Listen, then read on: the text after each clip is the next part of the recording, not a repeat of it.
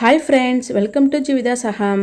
இன்னைக்கு வீடியோல இட்லி மாவுல bonda எப்படி செய்யலாம் தாங்க பார்க்க போறோம். இந்த bonda சட்டன்னு செஞ்சிடலாம். ஈவினிங் டீ டைமோட சாப்பிடும் பொழுது ரொம்பவே சூப்பரா இருக்கும்.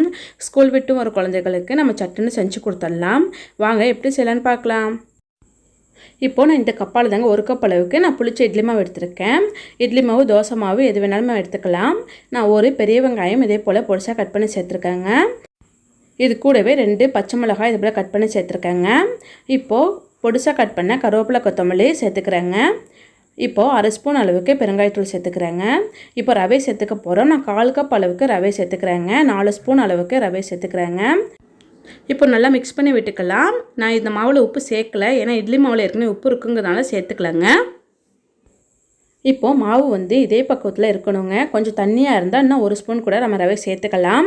இப்போ ஒரு 10 நிமிஷத்துக்கு ஊற வச்சு எடுத்துக்க போறோம். ரவை சேர்த்துக்கோம்ல, அதனால அதெல்லாம் ஊற வச்சு எடுத்துக்கலாம்.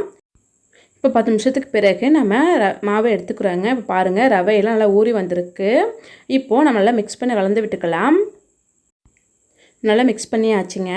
இதே போல நம்ம கொஞ்சமா மாவு எடுத்து தான் நம்ம விட போறோம். இதே மாதிரி கொஞ்சமா நம்ம கையில மாவு எடுத்துட்டு இதே போல நம்ம எண்ணெயில விட்டுக்கலாங்க. இதே போல நம்ம விட்டோம்னா நமக்கு போண்டா ரெடி ஆயிடும். நான் ஏற்கனவே ஒரு கடாயில எண்ணெய் சூடு பண்ணி வச்சிருக்கேங்க. எண்ணெய் நல்ல ஒரு மிதமான சூட்ல இருக்கு. இப்போ நம்ம கொஞ்சம் கொஞ்சமா மாவு எடுத்து எண்ணெயில விட்டுக்கலாம். அப்படி உங்களுக்கு கையில விடுறதுக்கு கஷ்டமா இருக்கு அப்படி சொன்னா நம்ம ஸ்பூன்லயும் நம்ம விட்டுக்கலாங்க. இதே போல கொஞ்சம் மாவெல்லாம் சேர்த்த பிறகு கொஞ்சம் வேக விடணும்.